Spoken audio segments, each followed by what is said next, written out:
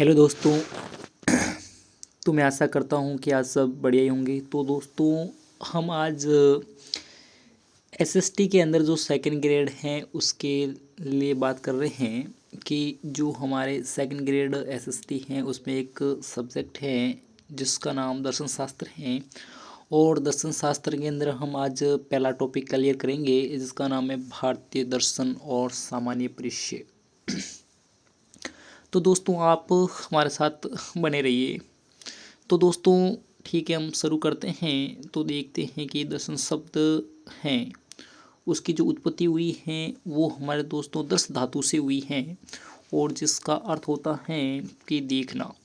तो दोस्तों, जो दर्शन शब्द हैं उसकी उत्पत्ति दर्श धातु से हुई है और इसका अर्थ क्या होता है? देखना। तो और अगर हम इसको भारतीय जो दर्शन है उसके परिप्रेक्ष्य के अंदर देखते हैं तो उसका अर्थ होता है आत्म साक्षात्कार की बात करते हैं हम। और पाश्चात्य संदर्भ में बात करें तो ये एक फिलोसॉफी शब्द है और जो कि ग्रीक भाषा के दो शब्दों से बना हुआ है और उसका भी नाम है फिलो और सोफिया। तो मैं दोस्तों आपके सामने दो शब्द बता रहा हूँ, एक है फिलोस और एक है सोफिया। तो मेरे दोस्तों, जो फिलोस हैं उसका अगर अर्थ है वो है प्रेम या आकर्षण, लेकिन जो सोफिया है उसका अर्थ है ज्ञान। तो अगर हम इनका एक संयुक्त रूप से अर्थ देखें तो वो होता है ज्ञान से अनुराग या प्रेम, या हम इसको लव फॉर विजडम भी कह सकते हैं, यानी ज्ञान के प्रति अनुराग भी कह सकते हैं। अब हम अगर दर्शन शास्त्र की बात करें तो हम इनको दो शाखा में भी बांट सकते हैं, एक हम भारतीय दर्शन की और एक पाश्चात्य दर्शन के बारे में। तो हम आज जानेंगे कि इन दोनों के मध्य डिफरेंस कैसे करें, मतलब कि किसे कहते क्या हैं। तो भारतीय दर्शन, तो मेरे दोस्तों, जो भारतीय दर्शन है वो आध्यात्मिक संतुष्टि की बात करता है, ईश्वरवाद की बात करता है, आत्मा की बात करता है, पुनर्जन्म की बात करता है, कर्मवाद की बात करता है, मोक्ष की बात करता है, वर्ण की बात करता है, आश्रम की बात करता है और पुरुषार्थ का बात करता है। लेकिन हम अगर पाश्चात्य दर्शन की बात करते हैं तो हम पाते हैं कि जो पाश्चात्य दर्शन है वो उत्सुकता की बात करता है, वैज्ञानिकता की बात करता है, तार्किकता की बात करता है, बौद्धिकता की बात करता है, क्यों और कैसे की व्याख्या करता है और नवीनता की बात करता है। तो ये आप समझ गए होंगे कि भारतीय दर्शन और पाश्चात्य दर्शन में अंतर क्या है। ठीक है दोस्तों, तो इसमें कोई ज़्यादा समझने की बात इतनी है नहीं कि आपको मैं ज़्यादा समझाऊं, तो फिर भी आप समझ गए होंगे। ठीक है ना। अब देखें, अब अगर भारतीय दर्शन की बात करें तो हम मुख्य रूप से इनको दो बांट सकते हैं कि दो भागों में बांट सकते हैं। तो आस्तिक हैं और एक होता है नास्तिक।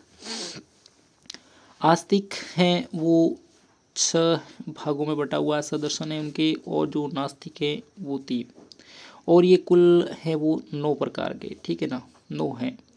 और अगर हम भारतीय दर्शन के अंदर जो आस्तिक की बात करते हैं, आस्तिक का मतलब होता है जो भगवान में विश्वास रखते हैं या ईश्वर में विश्वास रखते हैं, जो कि हम अगर सिंपल अर्थ में देखें तो। और इनकी संख्या जो मैंने बताया कि है, ठीक है ना। तो इनकी जो संख्या 6 हैं उनको हम षड्दर्शन समुच्चय कहते हैं। क्या कहते हैं मेरे दोस्तों? तो कहते हैं षड्दर्शन समुच्चय। और इन 6 दर्शनों के नाम हैं न्याय दर्शन है, वैशेषिक दर्शन है, सांख्य दर्शन है, योग दर्शन है, मीमांसा दर्शन है, वेदांत दर्शन है। और मेरे दोस्तों, ये सभी दर्शन हैं वो वेदानुकूल हैं, मतलब कि वेदों को मानने वाले हैं। लेकिन अगर नास्तिक की बात करें तो ये 3 ही हैं, मैंने आपको बताया। और उसमें भी एक सारवाक दर्शन है, जैन दर्शन है और बौद्ध दर्शन है। और अगर इनकी भी बात करें तो सारवाक दर्शन है, इसको हम नास्तिक शिरोमणि कहते हैं क्योंकि ये नास्तिकों में सबसे बड़ा है और नास्तिक शिरोमणि कहलाता है। आगे की बात करें तो हम दर्शन शास्त्र की शाखाएं की बात करते हैं। और मैं आपको बताऊं दोस्तों, तो दर्शन शास्त्र की शाखाओं को हम 3 भागों में बांट सकते हैं, जो कि ज्ञान मीमांसा, तत्व मीमांसा और नीति मीमांसा की बात करते हैं। और तो इसके अंदर हम पहले ज्ञान मीमांसा के बारे में पढ़ेंगे। तो मेरे दोस्तों, ज्ञान मीमांसा को ही हम अन्य नाम जिसको कि प्रमाण मीमांसा भी कहते हैं, और इस मीमांसा का अर्थ होता है विश्लेषण। तो हम मतलब ज्ञान का विश्लेषण कराता है जो मीमांसा, ज्ञान मीमांसा का अर्थ हुआ ज्ञान का विश्लेषण। हम इस ज्ञान मीमांसा में अध्ययन करते हैं कि ज्ञान क्या है, ज्ञान प्राप्ति के साधन क्या है, इसके अंदर परमा व अपरमा में भेद किस प्रकार कर सकते हैं, उनके बारे में हम जो ज्ञान मीमांसा के अंदर पढ़ते हैं। और तत्व मीमांसा की बात करें तो इसका एक अन्य नाम सत्ता शास्त्र भी है।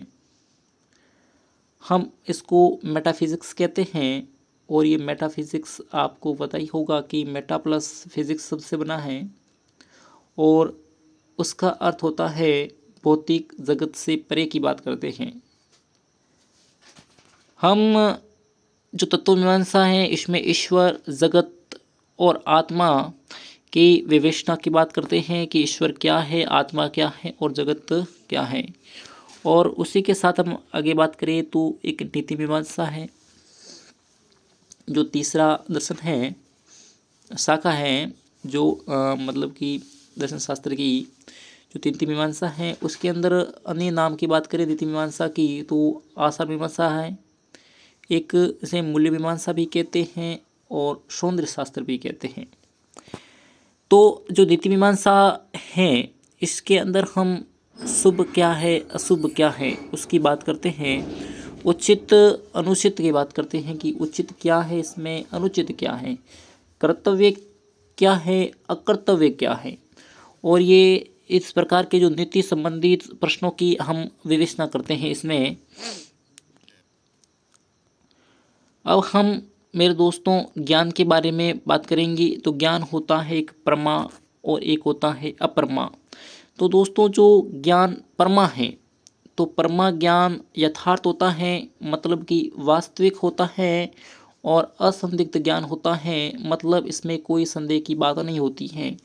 लेकिन जो अपरमा ज्ञान है वो अयथार्थ होता है, मतलब अवास्तविक होता है, और वो एक संदिग्ध ज्ञान होता है, मतलब उसमें संदेह होता है। हम आमतौर पर कभी कभी रात को निकलते हैं और हम रास्ते में पाते हैं कि कोई रस्सी पड़ी हुई है, तो कभी कभी हम उस रस्सी को देख के डर जाते हैं, और जैसे ही हम उस रस्सी को देख के डर जाते हैं तो हमें लगता है कि वो सर्प है। तो लेकिन वो सर्प नहीं है, वो रस्सी है, और हम डर गए। तो मतलब ये अयथार्थ ज्ञान है, ये संदिग्ध ज्ञान है। लेकिन हम कभी कभी जा रहे हैं और हमें पता है कि वो रस्सी है, तो ये एक यथार्थ ज्ञान है, और ये एक असंदिग्ध ज्ञान है, क्योंकि हमें इसमें किसी प्रकार की संदेह नहीं है। हमें पता है कि जो रास्ते में पड़ी हुई है वो एक रस्सी है। तो दोस्तों मुझे आशा कि आपको ये समझ में आ गया होगा। थोड़ा सा हम आगे बढ़े तो पाते हैं कि जो ज्ञान को भारतीय दर्शन में अर्थ प्रकाश ज्ञानम कहा जाता है, मतलब जो किसी वस्तु को अव्यक्त करता है वो क्या है, ज्ञान। प्रमाण क्या होता है, तो दोस्तों हम कहते हैं कि जो यथार्थ ज्ञान है, मतलब जो वास्तविक ज्ञान है, उसको जो प्राप्ति के जो साधन होते हैं, मतलब जो वास्तविक ज्ञान के प्राप्ति के साधन या यथार्थ ज्ञान के प्राप्ति के साधन ही प्रमाण कहलाते हैं। और इन कुल प्रमाणों की संख्या हमने सब बताई है, और जो कि 4 प्रमाण हैं जो प्रमुख हैं, और 2 प्रमाण हैं वो क्या हैं, गौण हैं। इन प्रमाणों को आपको रटी लेना है, आपको ये याद होने जरूरी है। इसका एक का नाम है प्रत्यक्ष, अनुमान, शब्द, उपमान, अर्थोपति और अनुपलब्धि। अब हम दर्शन के मतलब एक तरफ हम दर्शनों के नाम लिखे हुए हैं जो, और एक प्रमाणों की संख्या और उनके प्रवर्तक। हमें जो भी प्रमाण थे इनको हमें याद होना चाहिए कि किस दर्शन में कितने प्रमाणों की संख्या है और इनके प्रवर्तक कौन कौन है।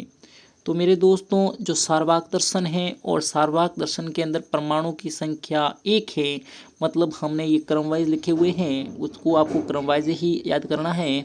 मतलब कि सार्ववाक दर्शन में एक ही प्रमाण की संख्या है और उसका नाम है प्रत्यक्ष।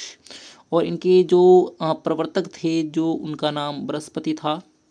और उसी प्रकार हम जैन दर्शन में देखें तो इनके अंदर जो प्रमाणों की संख्या 3 है, जो प्रत्यक्ष, अनुमान और शब्द की बात करते हैं। और इनके जो जनक हैं वो ऋषभ देव साहब थे। और बौद्ध संप्रदाय की बात करता हूँ या मतलब कि दर्शन की बात करता हूँ, तो बौद्ध जो दर्शन है उसके अंदर जो प्रमाणों की संख्या 2 ही है। इसको बोलते हैं प्रत्यक्ष, मतलब कि प्रत्यक्ष और अनुमान दर्शन की बात कर सकते हैं, प्रत्यक्ष और अनुमान के अंदर। और जो कि हम न्याय की बात करें तो न्याय की बात करते हैं तो न्याय में 4 हैं। और तो आपको याद होना चाहिए कि प्रत्यक्ष है और अनुमान है, शब्द है और उपमान है। इस प्रकार आपको ये याद होना चाहिए। और इनके जनक हैं वो महर्षि गौतम साहब हैं। और वैशेषिक 2 हैं, प्रत्यक्ष और शब्द, और सॉरी प्रत्यक्ष और अनुमान। और इनकी जनक है वो है कणाद जी। और सांख्य दर्शन की प्रत्यक्ष, अनुमान और शब्द और इनके जो प्रवर्तक हैं वो कपिल साहब हैं। और योग की बात करें तो इनके जनक भी पतंजलि साहब हैं।